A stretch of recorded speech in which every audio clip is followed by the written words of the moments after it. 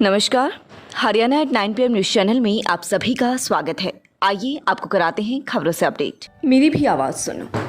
एक समय था जब खरकुदा वासियों व किसानों को मुझ पर गर्व था। उन्हें पता था कि कितनी भी बारिश हो जाए, खरकुदा शहर से पानी निकल ही जाएगा, क्योंकि यहाँ पानी की निकासी की व्यवस्था बहुत अच्छी थी, जो मैंने प्राकृतिक स्रोतों से बनाई हुई थी। लेकिन जैसे जैसे समय बीता, मेरी हालत इतनी अधिक खस्ता करती गई कि मैं बारिश का पानी तो दूर की बात, खरकुदा की रोज़मर्रा का पानी की निकासी करने में भी असमर्थ हूँ। मुझे भी इंतज़ार है कि कोई मुझे उसी प्राकृतिक स्वरूप में ले जाए ताकि मैं लोगों की सेवा कर सकूं। जी हाँ, मैं खरकुदा शहर के पानी निकासी व्यवस्था बोल रही हूँ। आजकल खरकुदा शहर में हर कोई मेरी व्यवस्था पर सवालिया निशान लगा रहा है। आज के इंजीनियरों ने मेरा ये हाल किया है कि जिस बारिश के अनावश्यक पानी को मैं 30 वर्ष पहले चंद समय में अपने प्यारे खरकुदा कस्बे से बाहर कर देती थी, आज हाईटेक इंजीनियरिंग के कारण मैं शहर के पानी को खरकुदा से बाहर ले जाने में ही असमर्थ साबित हो रही हूँ। मुझे ध्यान है कि 30-40 वर्ष पहले तजुर्बेकार लोगों व सरकार ने खरकुदा को 2 भागों में बांटते हुए पानी निकासी की चकाचक व्यवस्था की हुई थी, जिसके तहत जोहड़ों को आपस में कनेक्ट किया हुआ था, जो पुलिया के माध्यम से क्रॉस करके ड्रेन तक चला जाता था। आधे हिस्से का पानी रोहतक रोड, फिर मटिंडू रोड, फिर सापला रोड से होता हुआ ड्रेन में गिरता था। इसी तरह से बाकी आधे हिस्से का पानी सोनीपत मार्ग से बस स्टैंड के आगे से होता हुआ ड्रेन के माध्यम से प्राइमरी स्कूल के पास से जयनारायण धर्मशाला के सामने बनी पुलिया से होता हुआ संजात्री स्कूल के पास से होकर ड्रेन के माध्यम से निकासी की जाती थी। मेरी विडंबना की बुरी कहानी का दौर अवैध कब्जों से शुरू हुआ। जिस रास्ते से मैं शहर के पानी की निकासी का इंतजाम करती थी, उस रास्ते पर लोगों ने कब्जे कर लिए। किसी ने व्यावसायिक बिल्डिंग बना ली तो किसी ने रिहायशी मकान। शहर की जब भी सड़कें बनाई गई, नालों को ऊंचा उठा दिया गया। इसी दौरान जब खरकुदा शहर में सीवरेज लाइन दबाई गई तो सभी पुलिया को तोड़ दिया गया, जिसके कारण पानी निकासी के परंपरागत साधन बंद हो गए।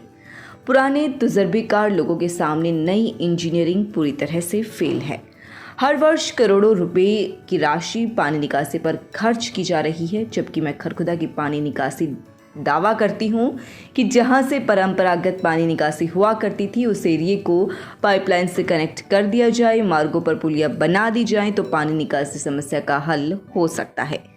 पानी की निकासी के नाम पर करोड़ रुपए की राशि खर्च की जा चुकी है, लेकिन पढ़े लिखे अफसरों को इतना समझ नहीं आ रहा कि नालों का अंतिम छोर जब तक ड्रेन में नहीं होगा तो पानी निकासी कैसे संभव हो पाएगी। लेकिन इस पर कोई ध्यान नहीं दे रहा। नालों की सफाई के नाम पर लाखों खर्च हो रही हैं।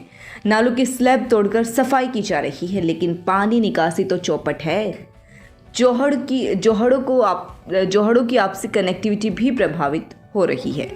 आइए इसी चरण में आपको ड्रेन नंबर 6 से अवगत कराते हैं। ड्रेन नंबर 6 का क्या कहना है।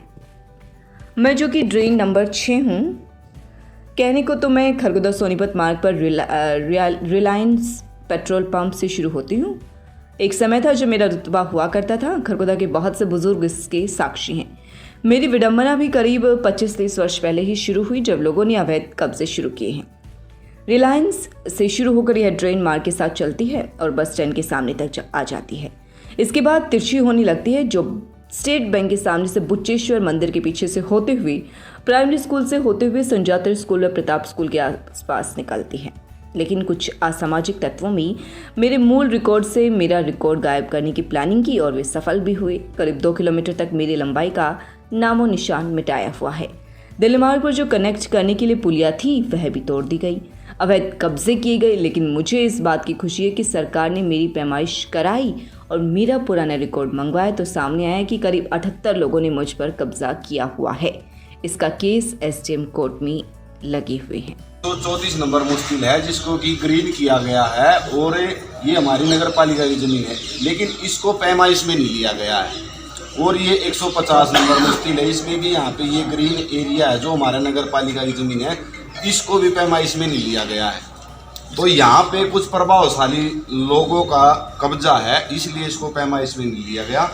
बाकी खरखोदे की जमीन को पैमाइश में लिया गया है, जिसमें कि वे 700 से 1000 के करीब जो घर आते हैं उनको तोड़ने की कार्रवाई विचाराधीन है। हम इसके साथ साथ सोनीपत रोड से ये सीधा बरौना रोड तक एक 27 फुट की ड्रेन जाती थी पहले, जो कि इस सजरे में बिल्कुल ही गायब कर दी गई है, जो कि पूरे खरखोदे की पानी निकासी का कार्य इस ड्रेन के द्वारा हुआ करता था, जो आज मुख्य समस्या बनी हुई है। जो मुख्य समस्या बनी हुई है। और ये ड्रेन भी इस मेन इस 134 और 150 मुश्किल से ही होकर जाती थी, जो कि यहाँ पर उस ड्रेन पर भी कब्जा किया गया है और बाकी भूमि पर भी कब्जा किया गया है। Tulip Hospital, Sonipat, Department of Urology. We are excited to announce that a well-reputed senior doctor has joined us in Urology Department. Dr. Gaurav Singh Randhawa, laparoscopic uro-oncosurgeon. OPD timing morning 9 a.m. to 10 a.m. Evening 1 PM to 7 PM from Monday to Saturday. लगातार खबरों से बनी रहने के लिए channel को like, subscribe और share जरूर करें। धन्यवाद।